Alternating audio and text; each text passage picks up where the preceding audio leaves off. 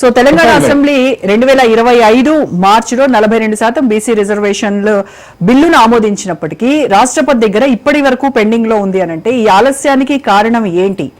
ఎందుకు ఇంకా బిల్లును పెండింగ్ లో పెడుతున్నారు? బీసీలకు ఇది అన్యాయం చేసినట్టే, స్థానిక ఎన్నికలకు ఇది పెద్ద ఆటంకంగా మారింది. మరి ఈ తప్పు కేంద్ర ప్రభుత్వాందే కదా అని మీపైనే నెపం నెట్టేటువంటి ప్రయత్నం చేస్తున్నారు కాంగ్రెస్ వాళ్ళు.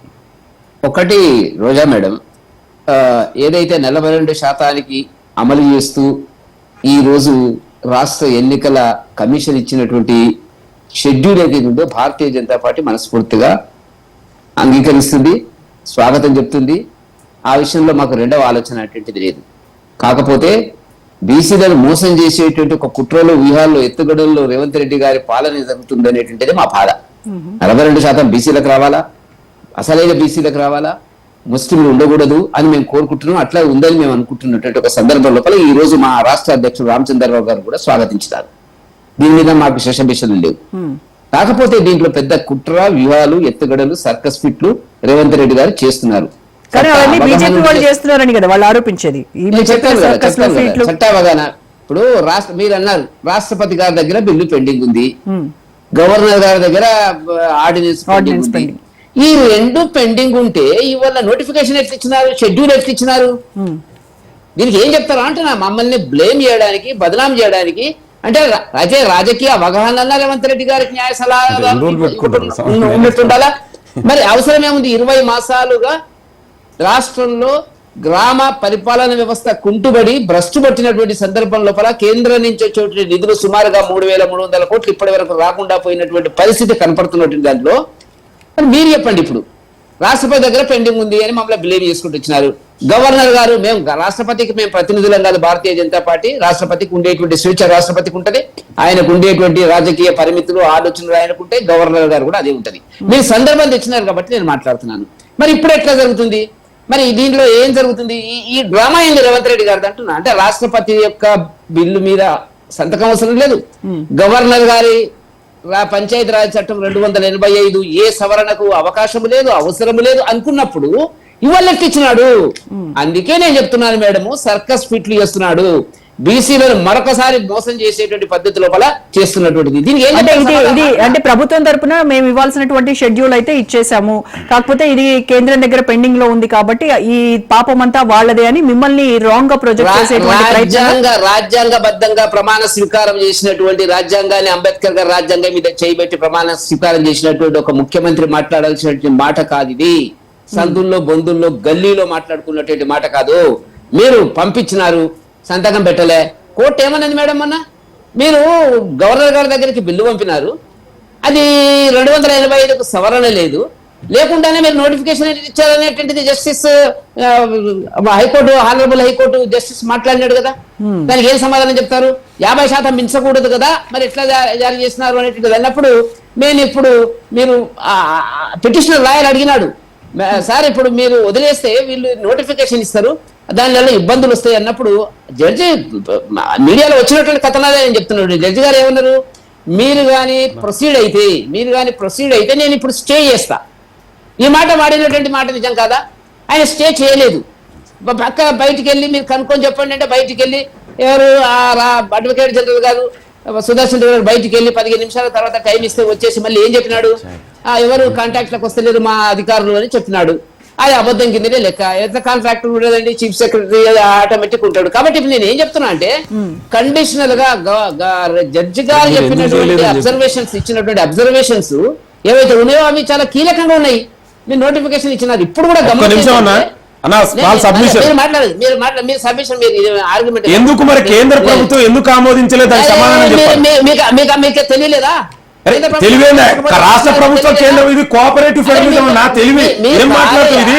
ఇది కోఆపరేటివ్ ఫెడరలిజం. రాష్ట్రాలు చేస్తే కేంద్ర ప్రభుత్వం చేయాలి, బాధ్యత.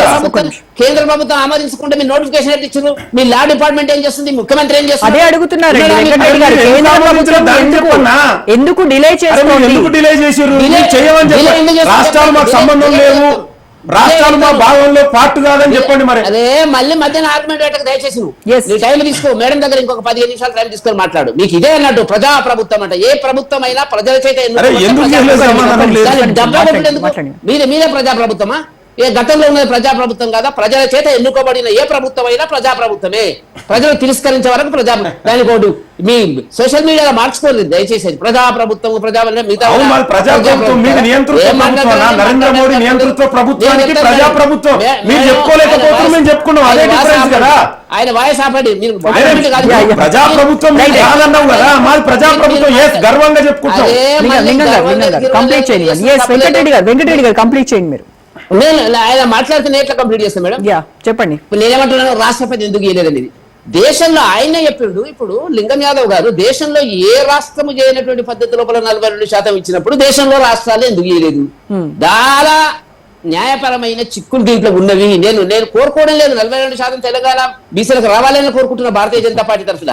కాకపోతే మీరు చేస్తున్న మోసాన్ని చెప్పవలసినటువంటి అవసరం ప్రజలకు ఉన్నటువంటిది. ఇప్పుడు ఏ రాష్ట్రంలో కూడా 50% మించి లేదు అనేటువంటిది అక్కడ సుప్రీంకోర్టు జడ్జిమెంట్. మొన్న కూడా జడ్జి గారు మాట్లాడినారు. రాష్ట్రపతి గారు ఒక తమిళనాడు గురించి మాట్లాడుతున్నారు. తమిళనాడులో చెత్త విను. తమిళనాడులో బీసీలను 3 వర్గాలుగా చేసిండ్రు. చదువుకోండి మీరు ఒకసారి.